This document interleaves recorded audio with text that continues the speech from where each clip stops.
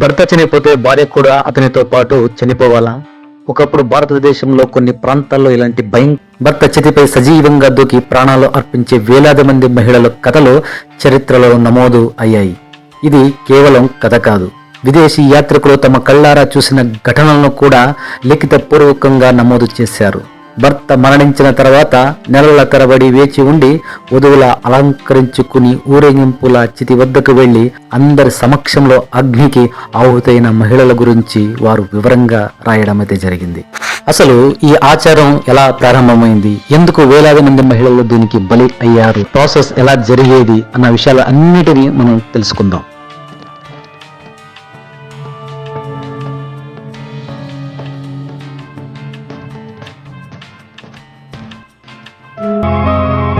Italy నుంచి వచ్చిన విదేశీ యాత్రికుడు సీజర్ ఫ్రెడరిక్ 7 సంవత్సరాల కాలంలో హిందువుల మధ్య అనేక విచిత్రమైన అమానుషమైన ఆచారాలను నేను చూశాను.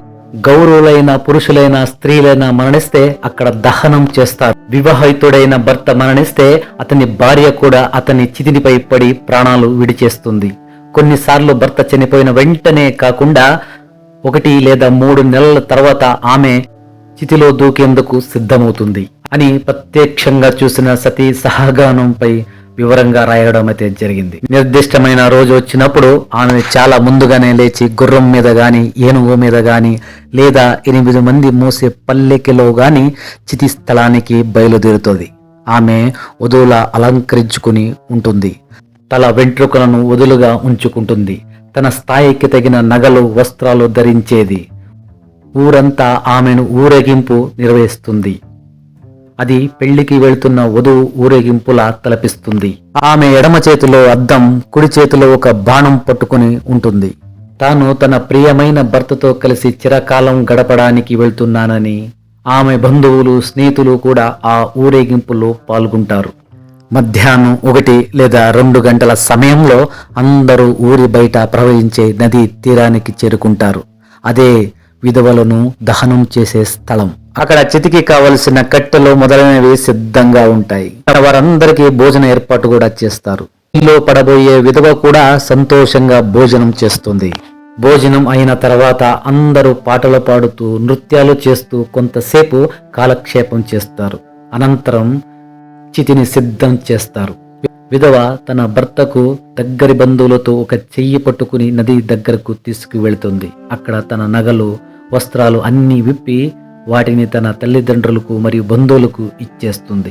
తర్వాత ఒక వస్త్రం పట్టుకుని నదిలో స్నానం చేసి 14 మూరల పొడవున్న పసుపు రంగు వస్త్రాన్ని ధరించుకుంటుంది. తర్వాత మళ్ళీ భర్త తరపు బంధువు చెయ్యి పట్టుకుని చితి వద్దకు వస్తుంది. పక్కన ఉన్న వేదికపై నిలబడి తన పిల్లలకు, బంధువులకు చివరి ఉపదేశాలు చేస్తుంది. ఫ్రెండ్స్, కొన్ని సందర్భాల్లో చితి చుట్టూ తెరలు కడతారు, మంటలు కనిపించకుండా ఉండేందుకు.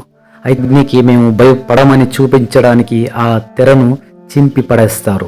ఆ ధైర్యవంతులైన విధవ తన పిల్లలకు, బంధువులకు చెప్పాల్సినవన్నీ చెప్పి తర్వాత ఆమె మరో స్త్రీ ఆమె తలపై ఒక కుండ నూనె పోస్తుంది. ఆ తర్వాత ఖాళీ కుండను మంటలోకి విసిరేస్తుంది. కుండ మంటలో పడగానే విధవ కూడా చితిలోకి దూకేస్తుంది. అప్పుడు అక్కడ చేరిన ప్రజలు గట్టిగా గొలో గొలోమని కేకలు వేస్తారు.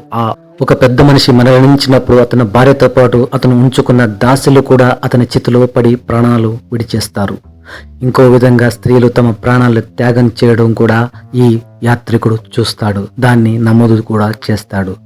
మరణించిన భర్త శవాన్ని ఒకలో కూర్చోబెడతారు. తర్వాత అతని భార్య వచ్చి అతని మెడను కౌగిలించుకుని అతని పక్కనే కూర్చుంటుంది. ఆ సమయంలో కార్మికులు వారి చుట్టూ గోడ కట్టడం ప్రారంభిస్తారు. గోడ పూర్తిగా ముగిసిపోయే సమయానికి ఒక వ్యక్తి వచ్చి ఆ స్త్రీ గొంతు నులిమి చంపేస్తాడు.